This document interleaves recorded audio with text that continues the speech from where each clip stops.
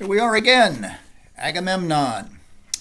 In discussing the first half of Aeschylus's play on Tuesday, I noted that the chorus of old men regard Clytemnestra with a combination of fear and distrust, this imperious queen who has exhibited the aggressive energy of a man in Agamemnon's absence, but especially now that a herald, a messenger, has reported that the king will imminently arrive. Quote, "He comes, he brings us light in the darkness. Give him the royal welcome he deserves," the messenger says.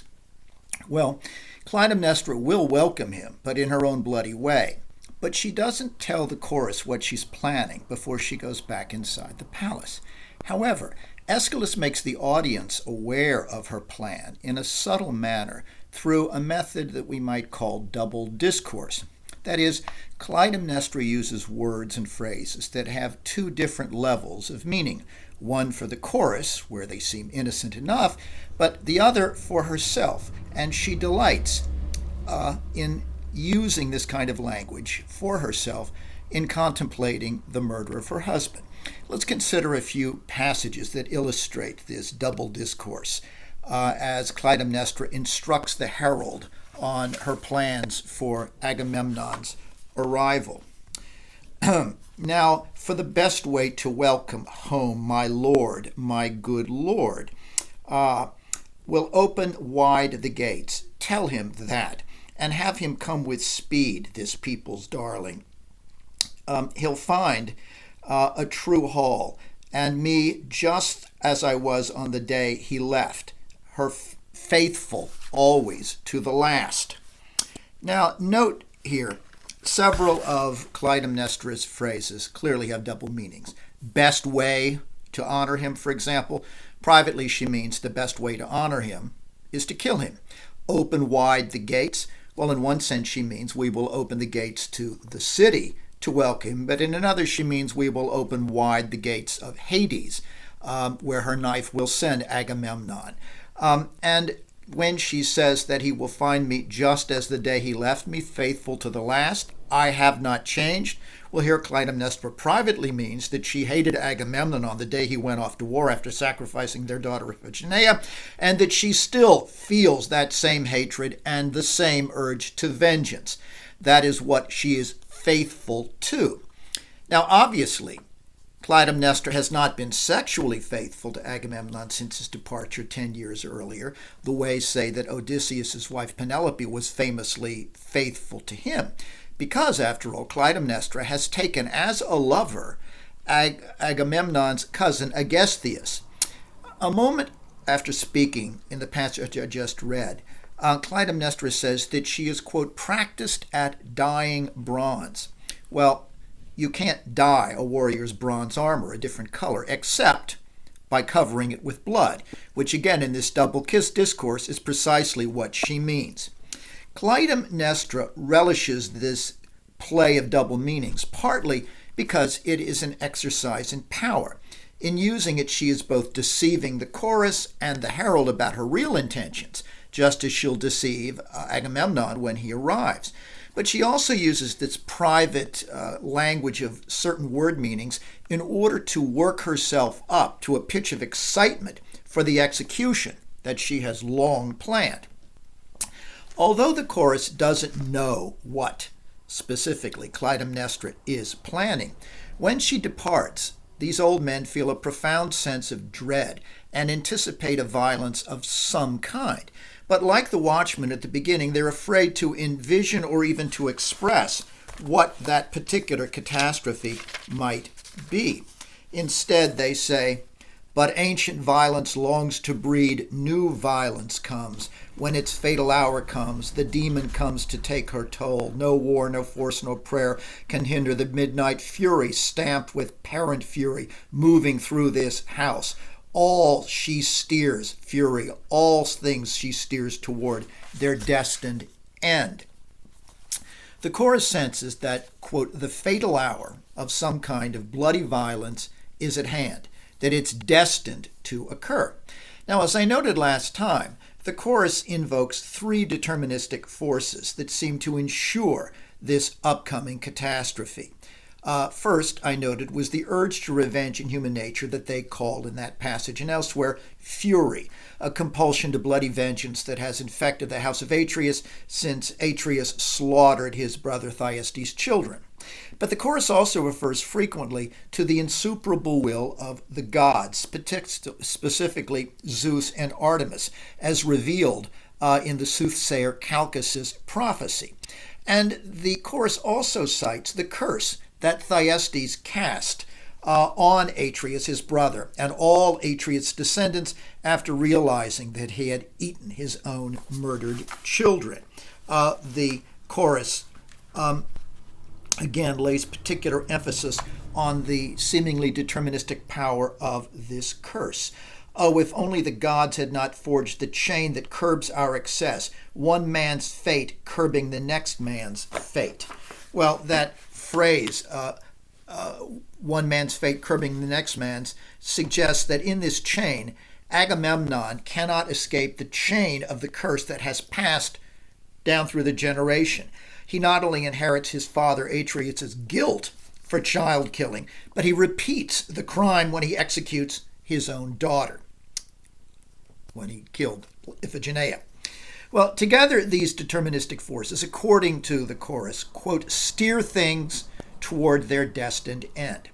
But paradoxically, as I noted, there are moments of limited free will for human beings, moments of crucial choice-making, such as Agamemnon's agonizing and finally wrong decision to sacrifice Iphigenia to appease Artemis and enable the ships to sail to Troy. By the same token, the chorus will hold Clytemnestra morally responsible for killing Agamemnon as an act of personal volition, even as they continue to invoke, as we've seen, fury, the gods, and the curse as forces of destiny. Now, the chorus senses, but is afraid to acknowledge Clytemnestra's plan for vengeance. But even if they did acknowledge it to themselves at this point in the play, they feel they are far too weak to intervene. When these old men first appear on stage, they refer to themselves, after all, as, quote, old dishonored ones, the broken husks of men, aged past aging, shriveled leaves, who need 3 legs to walk on, one of those legs being a cane.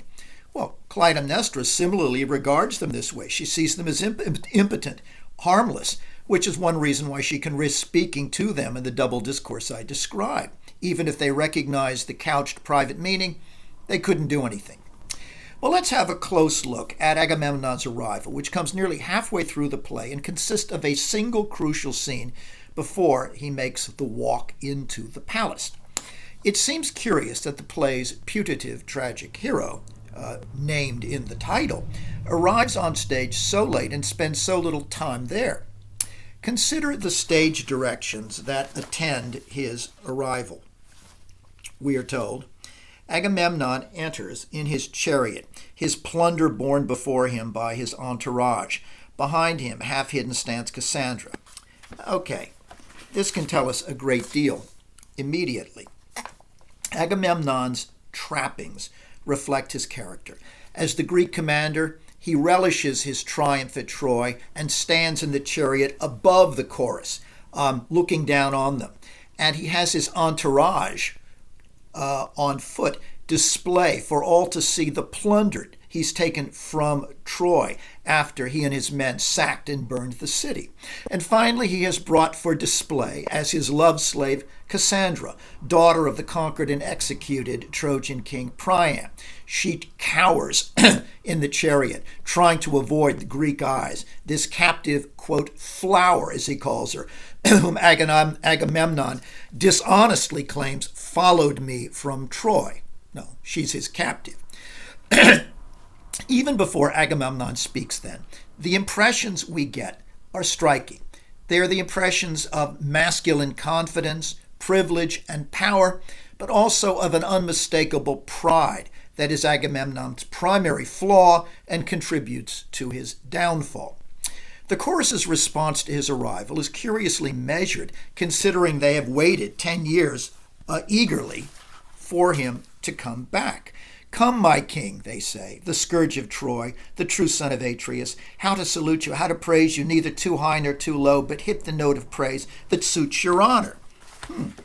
Now, they say this because they don't want Agamemnon to think that they are merely flattering him by overpraising him. Rather, they want to strike a balance that reflects honestly and entirely sincerely, quote, our depths of love and trust. However, they emphasize that not everyone will behave this way.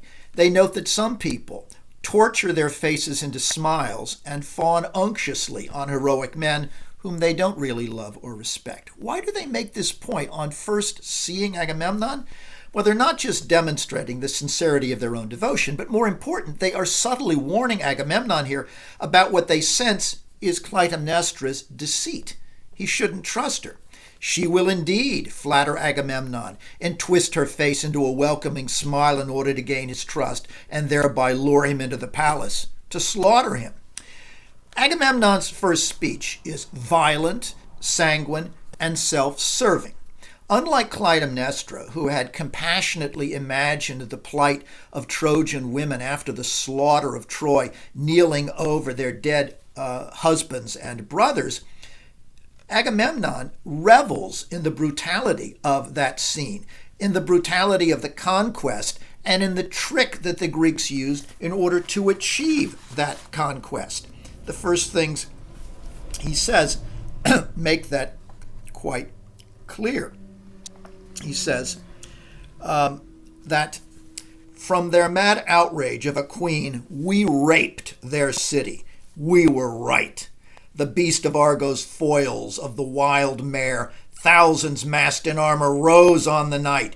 The Pleiades went down, and crashing through our walls, our bloody lion lapped its fill, gorging on the blood of kings. Now, note that the wild mare he refers to is the Trojan horse, in which the Greek warriors hid before coming out like roaring lions rapaciously. And by the way, the lion is the symbol of Mycenae, Agamemnon's kingdom. And like lions, they preyed on the sleeping or drunken inhabitants of Troy when they came out of this horse, including the royal family, what Agamemnon refers to as the blood of kings. Now, this is not an appealing first impression that Agamemnon presents. Yet, Agamemnon insists, even in describing this in such graphic and brutal detail, we were right to, quote, rape the city of Troy in order to retrieve Helen, Menelaus's abducted wife, the queen of Sparta. Now, Clytemnestra enters a moment later, and her attendants are carrying with them dark red tapestries, the most potent visual symbol in the play. Essentially, Clytemnestra is offering Agamemnon the red carpet treatment so that his exalted feet need not touch the mere earth. The red tapestries, I think, embrace three different meanings. First, they are a token of extreme exaltation, of reverence of the highest order, and therefore appeal, of course, to Agamemnon's fatal vanity. Second, the tapestries unmistakably in their color symbolize the blood that Agamemnon will soon shed when he walks on them into the palace.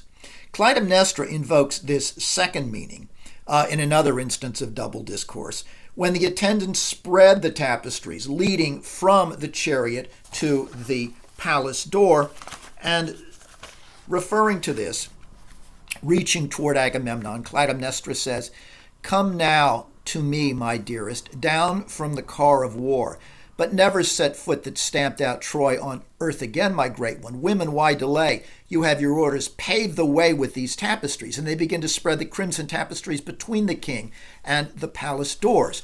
"Quickly," Clytemnestra says, "let the red stream flow and bear him home to the home he never hoped to see. Justice lead him in." The red stream flow. Now, note here that while she's clearly privately referring to the stream of blood that will be emanating from him, she uses the word justice here, and this too has two meanings. Agamemnon is meant to think that she means that it is only just that he received this honorific treatment. But privately, of course, Clytemnestra means that the justice she will be enforcing is the justice of executing him for the death of Iphigenia. Now, the third and final symbolic meaning of these red tapestries is this. The line of red fabrics symbolizes the bloodline of the house of Atreus and the curse that Agamemnon has inherited in that bloodline from his father. Note that the fabrics lead from Agamemnon's chariot to the palace where Atreus killed his brother's children and where Agamemnon himself is about to be sacrificed.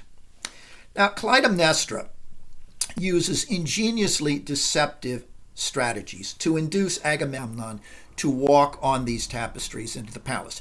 Rather than immediately bowing before him and inviting him to walk on them, she first declares her love by way of a complaint. She wants him to know how much she suffered for 10 years while he was off at war. Thus, she says, "This is my life, my ordeal, long as the siege he laid at Troy and more demanding. First, when a woman sits at home and the man is gone, the loneliness is terrible, unconscionable, and the rumors spread and fester. A runner comes and something dreadful is disclosed. Close to his heels the next, and the news worse, and they shout it out, and the whole house can hear the wounds. If he took one wound for each report to penetrate these walls, he'd be gashed like a dragnet. There were times they'd have to cut me down and ease my throat from the noose as I wavered between the living and the dead after hearing such terrible rumors." Okay, now you'll note here that this is, of course, a complete lie, but it's intended to win Agamemnon's trust about the depth of her love before she offers coercive flattery. After all, the chorus has just warned Agamemnon not to trust such displays of flattery, and wisely, Clytemnestra does not begin with one. Agamemnon, in fact, says, "Well, I know and understand the flattering mirror of the proud." But, as we'll see, Agamemnon can't or won't control his own pride, which is mirrored in the alluring red carpet. Now, Clytemnestra tries to gain Agamemnon's trust in a second way, when she refers a moment later to their missing child. "Our child is gone, not standing by our side. The bond of our dearest pledges, mine and yours, Agamemnon. By all rights, our child should be here. Orestes, you seem startled. You needn't be."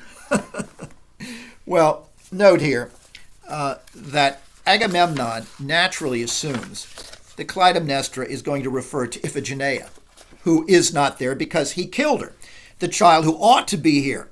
And clearly Clytemnestra intends for Agamemnon to feel a moment of guilty panic before then saying, "Oh, I mean our son Orestes, who was away, who was a child when war broke out, and who was sent away for reasons that the Greek dramatists disagree about and that Aeschylus never quite makes clear." Now, Agamemnon is relieved, therefore, when she speaks Orestes' name rather than Iphigenia's. It seems to him then that Clytemnestra doesn't bear a grudge for their daughter's death, and that she still loves him, and if she is to believe, has pined away for a long time during his absence. Now, of course, Agamemnon doesn't know at this point that she has taken his cousin Agestheus as her lover. Well, having gained his trust now through this clever deceit, Clytemnestra then, and only then, uses flattery to tempt Agamemnon to come down from his chariot. She knows that pride is his fatal weakness, and she exploits that pride here brilliantly when she says that only the gods deserve such as this, but she tells him that he definitely deserves it. "Come, come, but don't let the foot that's stamped on Troy step on the ground. Step instead," she says, "on the carpet, because you are, quote, my great one." Now, note here that why does she want Agamemnon to enter the palace this particular way? Agamemnon had said earlier that he had planned on entering the palace anyway, and it is, after all, his house, the royal ancestral residence of his family. So why try to induce him to enter in this fashion? Well, I think Clytemnestra has three reasons. First, she wants Agamemnon to enter as quickly as possible so that she can kill him in the way she planned. That is, by slaughtering him in a bathtub that she is preparing as if in his honor. Second, Clytemnestra wants Agamemnon to walk on these tapestries before death because it would be an act of hubris. That is, an act of extreme, excessive pride that would offend the gods.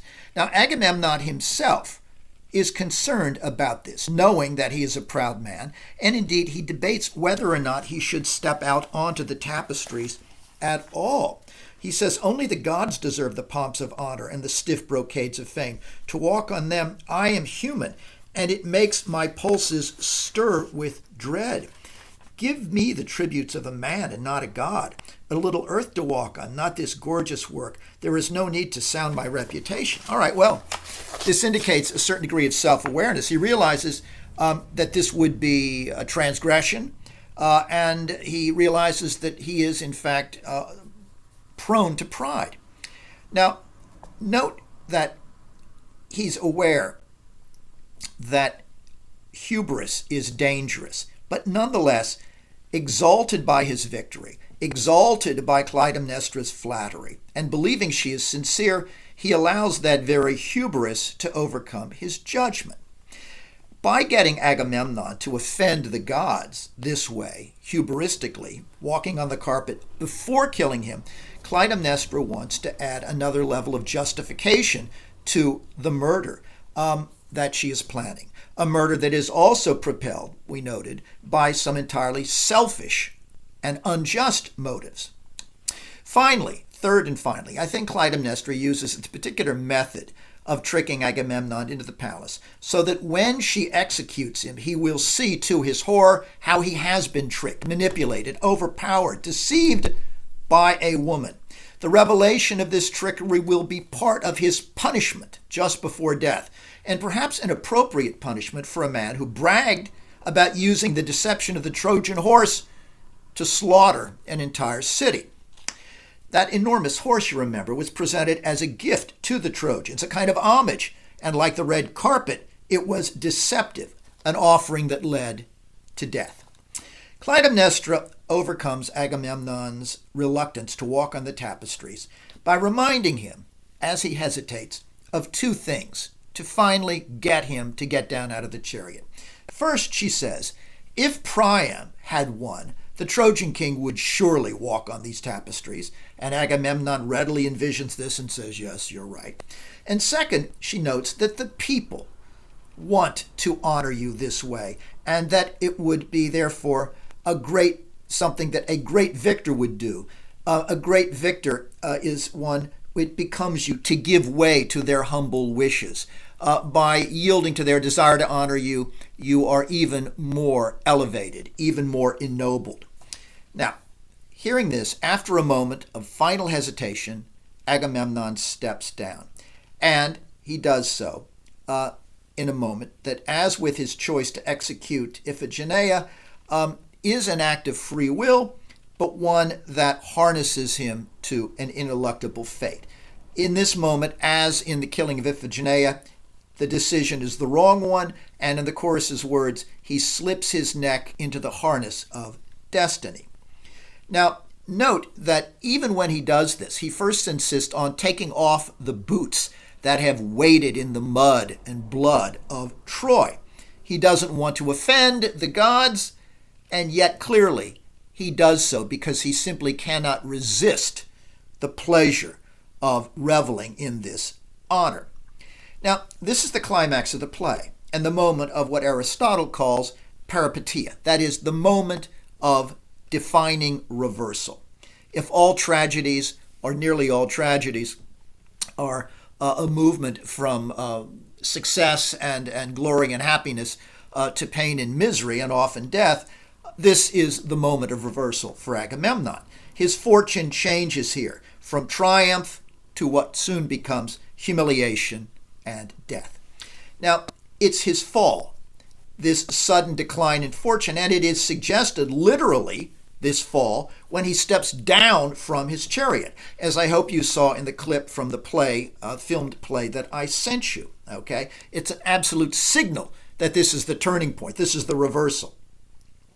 And this is a climactic moment also that illustrates another Aristotelian concept, and that is, as we've noted, hamartia. It is another error in judgment, an error fueled by pride in this case that propels the tragic outcome.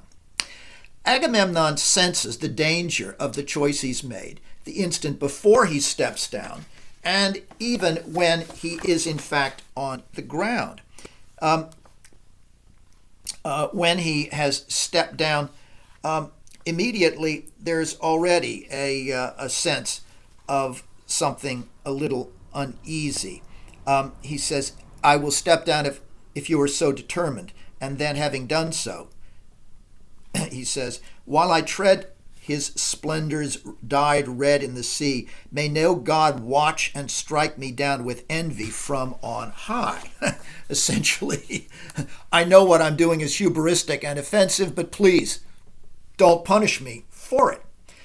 Well, having then stepped down, he again hesitates after walking just a few steps. Now, in order to keep him moving, given all of his doubts about this, giving the sense of fear and guilt that has already begun to descend upon him, Clytemnestra employs the final parts of her strategy to get him into the palace. First, she says that I would have dared to offend the gods, if that's what you're worried about, by walking on these tapestries, if by doing so I could have brought you back. A demonstration again of my selfless love for you. And second, she says that Agamemnon deserves this treatment because he is, quote, like a god himself. Quote, and you are Zeus when Zeus tramples the bitter virgin new wine. Well, the dark red carpet is the color of those divine grapes that Zeus tramples, and profoundly hubristic as it is, this is catnip for Agamemnon. He simply cannot resist this, and so he strides ahead into the palace. Well, whatever the gods may think of Agamemnon's choice here, someone else will be the one to strike him down, and she is the one who is accompanying him in through the door. He has, in short, made another fatally bad choice. But again, you might say, well, wait a minute. How can this be a choice? You might ask, hasn't Agamemnon already been doomed to die, destined for death, the moment he killed his daughter, as the chorus had suggested, thereby engendering Clytemnestra's fury and reenacting the sin of his father Atreus that prompted the family curse? Well, yes, it's clear that Agamemnon, based on that earlier hamartia, would be killed inevitably. But he didn't have to die this way, and he didn't have to die at this time. This is where his limited free will comes in. His decision to walk into the palace on the red tapestries is a free choice in that it allows Clytemnestra to execute him in the specific time, in the specific place, and the specific style that she has planned. No sooner has Agamemnon disappeared behind the palace door than the chorus is seized with fear that beats in their heart. Quote, stark terror whirls the brain, and the end is coming as justice comes to birth. They chant this. Now, they can at this point no longer deny what they have dreaded, but heretofore refuse to allow themselves to articulate. Specifically, that the brutal, bloody justice that Clytemnestra will inflict inside the closed doors is in fact about to occur. But Aeschylus makes us wait for this bloodshed, almost 400 lines, even though we know that it's coming. We know it will happen. Now, the effect is to build unbearable tension and dread in the audience. As Alfred Hitchcock once observed, real suspense isn't seeing something terrible suddenly happening, but rather having to wait for something awful that we know must and will occur. With Agamemnon off stage, the prophetess and captive Cassandra will astound the chorus by recounting things from the past in Argos that she never saw or heard of, many of which occurred before she was even born, and she will astound them even more by issuing 3 prophecies. Well, Clytemnestra, before going inside to kill her husband, confronts Cassandra, and in the process reveals an immediate dislike for the young woman, but also a fear of Cassandra's prophetic power of disclosure. Consider what Clytemnestra says to her. Pointing to her, she says, "She must learn to take the cutting bridle before she foams her spirit off in blood, and that's the last I waste on her, contempt." Well, it's a mutual contempt, it would appear. Clytemnestra's reference here to the cutting bridle that she would like to put on Cassandra as some sort of unbroken wild horse suggests her desire not just to control and punish Cassandra, but also, like a cutting bridle would suggest, a sharp bit in the horse's mouth, she wants to mute her. That is, to keep her from speaking, even perhaps to cut out her tongue. But instead, she decides she will simply execute Cassandra instead. Well, the leader of the chorus, speaking alone, pities Cassandra as, quote, a wild creature fresh caught in these nets of doom. And the leader of the chorus urges her, quote, leave the empty chariot and of your own free will try on the yoke of fate. Now this sounds and is deeply paradoxical. What does he mean? He means that Cassandra's only free act is willingly surrendering herself to her captivity, which seems to be her fate. To choose to join her own will with the forces beyond her control is an act of free will insofar it is possible, and it is her only act of will that is possible. Better this, though, than to be overpowered while she tries and fails to resist. Well, Cassandra cries out almost immediately to Apollo in anguish and calls the god my destroyer. You destroy me twice, she says. Well, this is an interesting and unexpected way for a mortal to talk to a god. What does Cassandra's cryptic remark mean? Well, as Cassandra explains, she is not just a priestess of Apollo, who is the voice of prophecy and who wears the garments of a soothsayer. She is also Apollo's victim. As gods are wont to do with mortal women, he tried to rape her, much as, remember, Zeus in the form of a swan raped Leda, who gave birth to both Helen and Clytemnestra as a result. But the consequences here were different.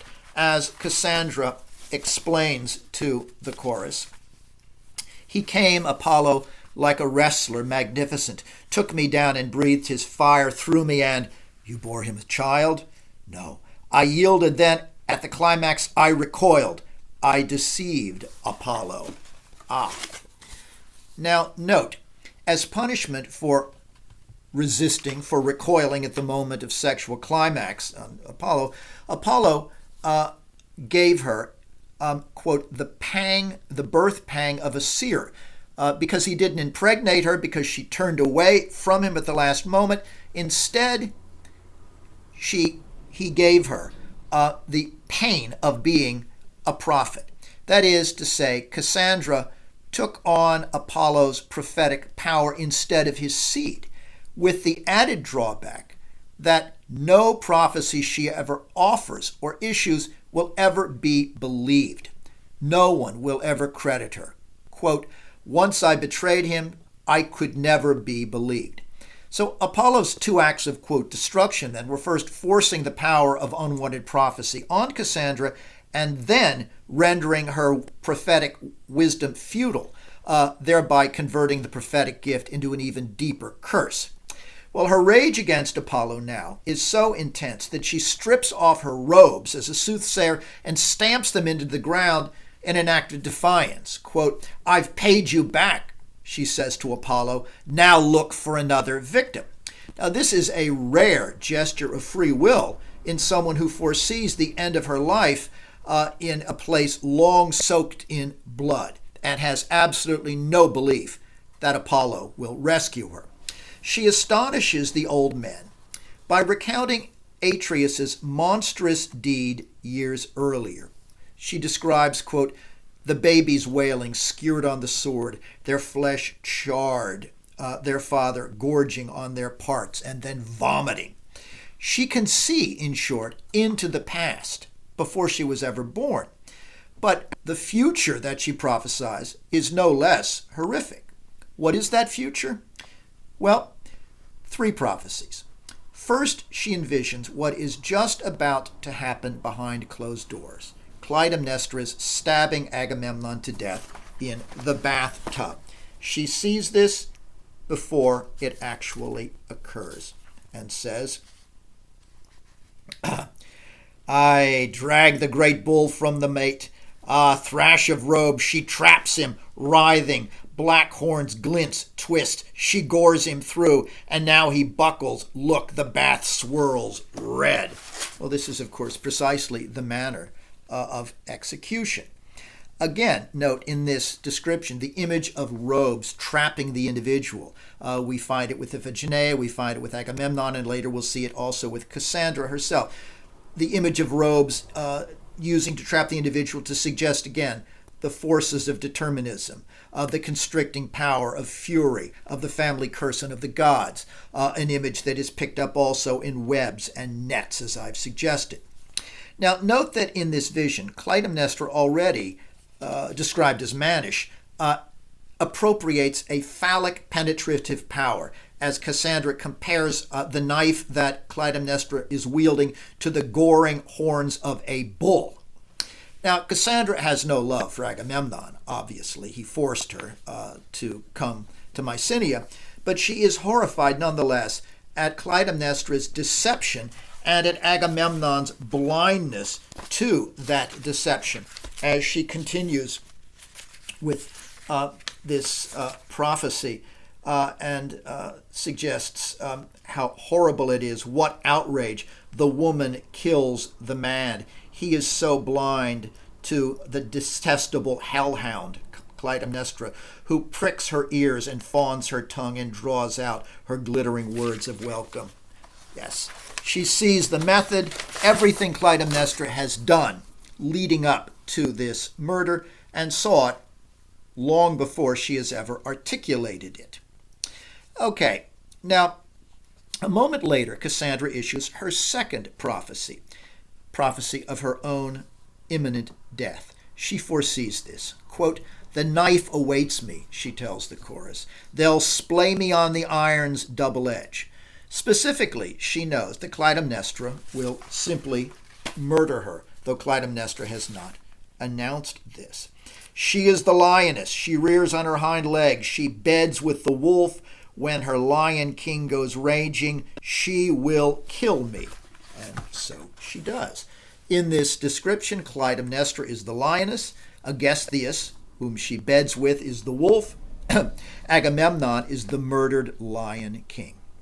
I must be brave, Cassandra tells the chorus. It is my turn now to die. My time has come. Little to gain from flight. And then, joining her will with what one might say is inevitable, she walks into the palace where she knows she'll be executed. The choral leader says to her as she is about to go nobly lends a man some grace, and it lends a woman grace too. Cassandra asks only that the chorus, in her words, quote, will testify to how I died. That is, to testify to the fact that I died with a full understanding of the circumstances that are impelling my death, with what Aristotle would call tragic recognition. But is Cassandra tragic in the fullest sense, in the Aristotelian sense, one might say? Well, as a prisoner of both Agamemnon and, in a sense, Apollo, her suffering and conduct are certainly noble and courageous. There's no doubt about that.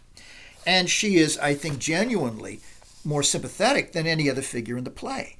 But she is, in fact, so virtuous, so unjustly victimized, that she doesn't, at least in Aristotle's terms, qualify as a tragic hero. Remember that he argues that when a wholly good individual, without any blemish, suffers a bad outcome, we feel a sense of horror and revulsion at this injustice, but not the tragic emotions of pity and fear, which come to us only when we see the undoing of an individual who is largely noble but imperfect. Well, whether Agamemnon or Clytemnestra fit Aristotle's criteria in that regard is a question that I'll reserve for the end of the play. Cassandra's final prophecy, her third, looks beyond the play to the second part of the Oresteia, the return of the exiled Orestes to avenge Agamemnon's death by executing violent justice on his mother Clytemnestra. And again, Cassandra foresees this.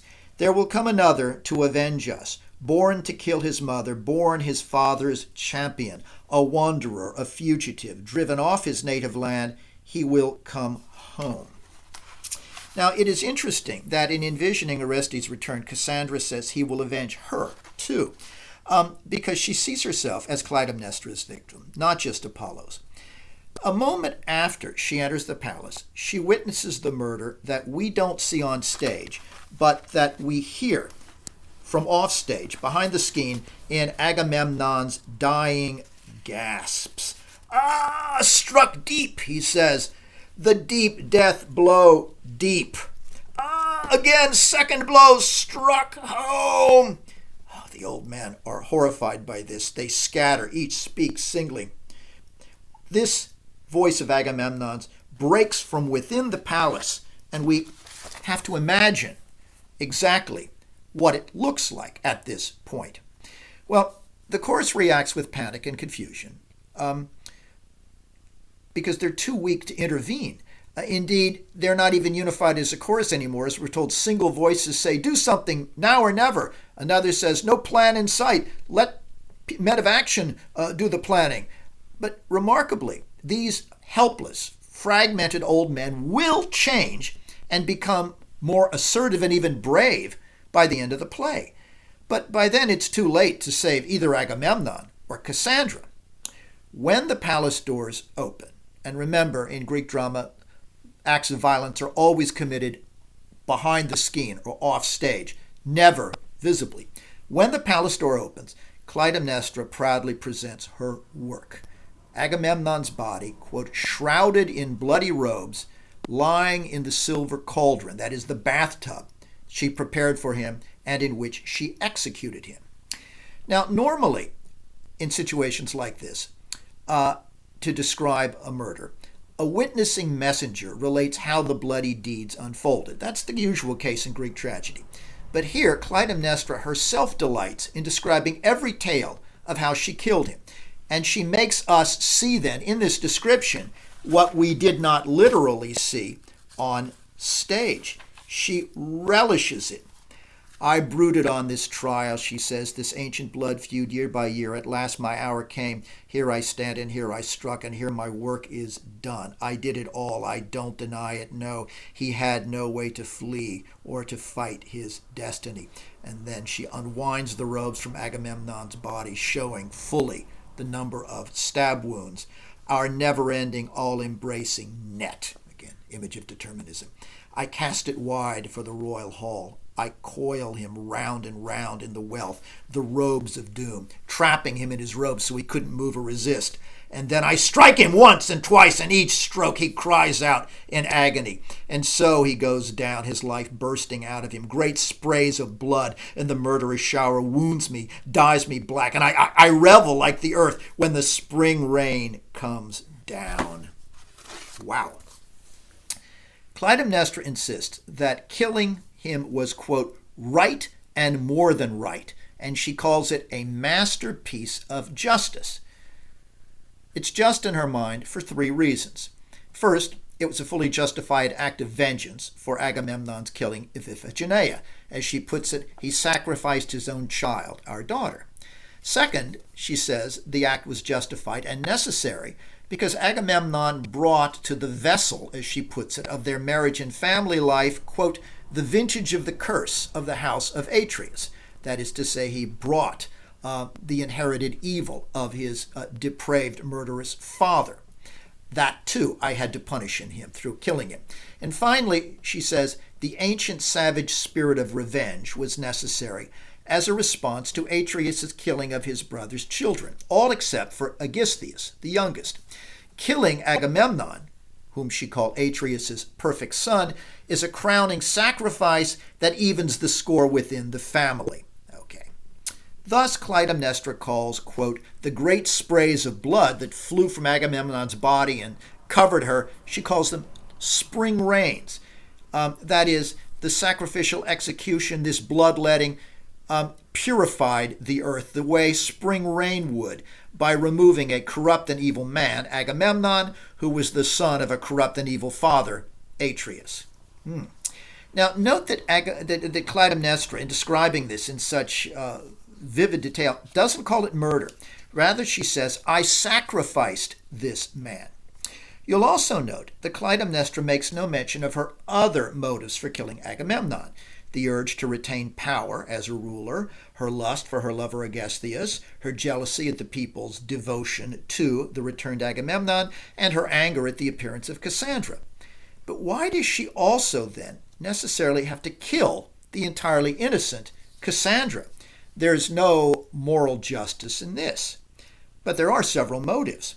First, even though she hates Agamemnon, Clytemnestra is motivated here by a kind of sexual jealousy for this younger woman he has chosen, whom she calls, quote, this seer of Apollo who shared my husband's bed.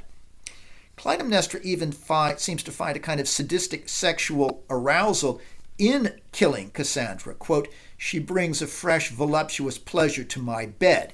By her bed, she means that tub holding the two dead bodies. But Clytemnestra also kills Cassandra because she poses a danger as a seer. She does not want, Clytemnestra does not want to know the future because she knows that blood must always be answered with blood. So at first, the chorus condemns Clytemnestra. They compare her to a predatory black widow spider that kills and devours its mate after catching him in her web. Again, that image of determinism. They tell her she will, quote, bear the curse of Greece because she is, quote, mad with ambition, shrilling pride, crazed with the carnage that rages through your brain. Well, much of that is true. But Clytemnestra does have some claim to justice, and the chorus will later moderate their view of her. The old men also condemn her sister Helen for causing the war, for being, quote, the angel of agony. But Clytemnestra defends her sister Helen as, quote, a scourge of men like herself. Well, that's interesting. Clearly, Clytemnestra resents not just her husband's misogynistic patriarchy, but patriarchy in general. And it would appear then that in killing him, she was also striking out against patriarchal dominance. Even as the chorus mourns Agamemnon as, quote, a godlike man, they can't deny, after listening to Clytemnestra, that there is some justice in her self-defense and the idea that she committed an act of justice. And so they say, quote, justice brings new acts of agony. And perhaps Clytemnestra wielded, quote, the sharp sword of justice. Finally, they can no longer condemn her or find her guilty for avenging Iphigenia, so much that they declare, much to Clytemnestra's gratification, that in this matter, each charge meets countercharge. None can judge between them. Justice. The plunderer plundered. The killer pays the price. Well, the killer who paid the price is Agamemnon, and it would seem that they're acknowledging that while they cannot judge Clytemnestra overall, that part of it did seem to be justice. To which Clytemnestra then says, at last you see the truth. Okay, she's convinced them, at least, that one of her motives is valid. Well, this isn't the only change, though, in the chorus, this coming around to recognize a certain amount of justice in Clytemnestra's execution of her husband.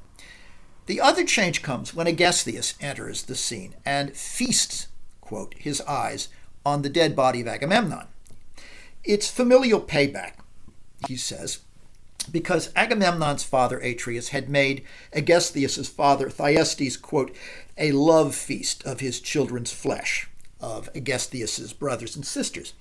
But Aegistheus is a loathsome individual, and the chorus is unsympathetic. They denounce him as a coward who didn't fight in the war but, quote, fouled Agamemnon's lair in his absence by sleeping with Clytemnestra, and who didn't participate even in killing Agamemnon, as in fact Aegistheus does in almost every other version of this story. They also, the chorus, denounce Aegistheus as a blustering liar who claims he planned Agamemnon's death but, quote, cringe to cut him down with your own hand. In response, Aegistheus threatens the chorus and even has his men draw swords. But the once passive group of old men now brandish their sticks and vow to fight, quote, to the last man. What a transformation! Well, through their pain, they have come not just to knowledge, and they say that the only way to knowledge is through pain, but they've also come to courage. Improbably, it is Clytemnestra who breaks up this potentially violent encounter before the insurrection becomes bloody. But she isn't threatened at all by the chorus, because at the end of the play, she tells Aegistheus, quote, let them howl, they're impotent. Well, as she will discover in Libation Bearers, there is someone who is not impotent, and that is Orestes. Now, I'm going to close this commentary by returning to the question of who, if anyone, is the tragic hero of this tragic play. Agamemnon, in the title, conforms to Aristotle's model in that he is a man of great stature who faces agonizing choices, suffers a reversal impelled by his own error in judgment. All true. But is he really a fundamentally noble man with a fatal weakness, or is his pride so vast that it overshadows his virtues and makes it impossible for the viewer to feel that he suffers more than he deserves, something that Aristotle says is necessary in order to engender our pity and fear? Well, I would say that Agamemnon falls far short here, and that it is difficult, therefore, to call him tragic, given the enormity of his flaws. Some would say, in fact, that he gets what he deserves, and indeed, the chorus itself seems to be leaning in that direction. Also, Agamemnon never achieves the self-recognition that Aristotle suggests tragic heroism requires. Not to mention the fact that Aeschylus only presents Agamemnon on stage for a single scene. But what about Clytemnestra as a candidate, of whom Robert Fagles, the distinguished editor and translator of our edition, writes, quote, the play is named for Agamemnon, but the tragic hero is the queen because she embraces her fate. Well, I must confess I don't quite see this. Killing Cassandra suggests, in fact, that Clytemnestra doesn't want to see her fate or embrace it. And while she may be justified in avenging Iphigenia's death by taking Agamemnon's life, Clytemnestra also deceives the chorus and perhaps herself about her other, more ethically questionable motives, as I've noted. Nor does Clytemnestra suffer the Aristotelian reversal in the play. She triumphs, indeed, nor is she the one who suffers. So curiously, then, this is an unmistakably great tragedy, but without a compelling tragic hero. That is, without someone capable of making us feel the pity and fear that comes from identifying with them and realizing that they suffer more than they deserve to. Okay, so much for Agamemnon. Now, I want to talk briefly, by way of introduction, about Electra at this point before signing off. In preparation for our first foray into Electra on Tuesday, let me say a few words first about Sophocles. He was born into a well-to-do Athenian family and grew up at a time when the festival of Dionysia's dramatic competition was well established. But the plays had not yet become as profoundly intelligent or expressive as they would through his own participation. This participation began in 468 BC, when Sophocles was about 28. And Aeschylus had by that point already been active in dominating the competition for 3 decades. Well, Sophocles would go on to win the drama prize himself numerous times, mostly for tragedies, however, that no longer survive. In fact, of the 123 known titles of plays that the prolific Sophocles wrote, which we know about because of references by other writers, of those, only 7 remain. The most famous of these is, of course, Oedipus Rex, It's probably the greatest of all surviving Greek tragedies and the primary model that Aristotle cites in discussing tragedy in the Poetics. The play tells the story of King Oedipus, a man who unknowingly kills his father Laius and marries his mother Jocasta in fulfillment of a prophecy that he later discovers from the Delphic oracle. Well, upon this discovery that he has committed parricide and incest, Oedipus is so guilt-ridden that he blinds himself as punishment both for those crimes and for failing to see them earlier. Later, we encounter the blind Oedipus in exile in another Sophocles play called Oedipus at Colonus. Well, two of Sophocles' other best works, Antigone and Electra, feature female protagonists. And as I've noted, it's a paradox that so many of Sophocles and Euripides' tragedies focus on the experience of women, yet females were neither allowed to act on stage nor even to attend the performances. Antigone is the daughter of Oedipus, and like Electra, she's caught in a terrible moral conflict, a crisis of conscience. She wants to bury her dead brother Polynices in a dignified ritual way, but she is forbidden to do so by her family's enemy, King Creon of Thebes, who has conquered them, a character who will also play an important role, we'll see, in Euripides' Medea. Electra's moral conflict is even more extreme and agonizing. As we'll see, she is torn between the need to avenge the death of her father Agamemnon as a matter of justice and the ethical horror of taking revenge on her own mother, Clytemnestra, the woman who bore her. To do so, of course, is to act in violation of the Greek taboo against violating blood bonds. Now, Sophocles lived at the age of 90, and he seems to have continued writing nearly to the end. But his death coincided with the collapse of Athenian culture. The city went into a sharp decline in 405 BC when they were defeated at the end of a long war with their militaristic rival Sparta. As a result, the ancient bastion of art and ideas and democratic principles, Athens, was transformed horribly. The Athenian government was replaced by a repressive Spartan oligarchy, and Athens, the center of Greek culture, became a captive city. Electra opens in the exact location that Agamemnon did, in front of the royal palace in Mycenae, and all of the visible action of both plays occurs in that location, matching stage time to audience time in the process, in keeping with the classical unities of place and time. Now, although the play is divided into scenes, remember that the action is continuous, without any time gaps, and there would have also been no falling or rising curtain, no scenery changes. Although Electra is the protagonist, the play's primary psychological and moral focus without question, we begin, however, with her younger brother Orestes, who has just arrived secretly in the city of his birth after spending years abroad, where he grew up following the killing of his father Agamemnon. Orestes has returned to wreak vengeance on his mother for that murder, just as Clytemnestra had avenged Iphigenia's death by executing Agamemnon in this cycle. He has also returned to kill his uncle Aegisthus, Clytemnestra's lover and co-conspirator, who shares the throne of Mycenae with her and who, in this version, participated in the murder. You'll note a key difference here from Aeschylus, where it was Clytemnestra alone who killed Agamemnon, not with the aid of Aegisthus. Another difference in Sophocles' interpretation of this legend is the cause that sent Orestes into exile as a child. Whereas Aeschylus leaves this cause rather ambiguous, Sophocles makes it clear that Electra arranged for her brother to be taken, spirited away from Mycenae immediately after Agamemnon's death, because she feared, with good reason, that Clytemnestra would kill the child.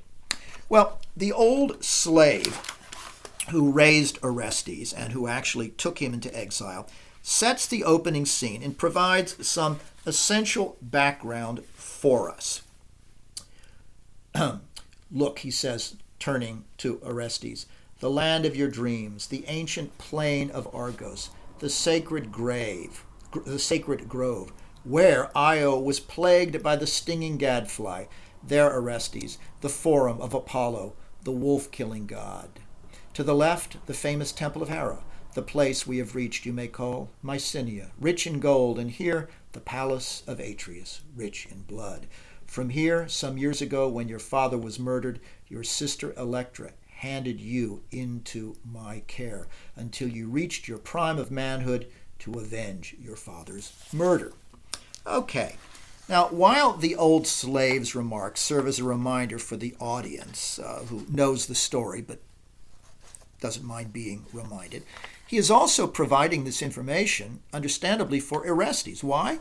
Well, Orestes, having reached now, quote, the prime of manhood, probably about 18, has long dreamed of returning to Mycenae after approximately 15 years in exile, but he left as a little child, and he doesn't remember much about his home. He wouldn't even be able to recognize it on his own. Thus, he must be reintroduced to it, and all of the sites surrounding it identified for him by this old retainer. Now, non-recognition is going to be an important trope in this play. Orestes has been away so long that he and Electra won't recognize one another when they meet, and Clytemnestra, fatally for her, will fail to recognize Orestes as her own son as well. Okay. Now, Orestes is ready for vengeance at this point, the vengeance that he has long anticipated. Note the immediate and important emphasis on timing here at the start of the play. Orestes is now, and only now, old enough to act and gain revenge. And the servant tells him that the moment for action is also at hand, okay?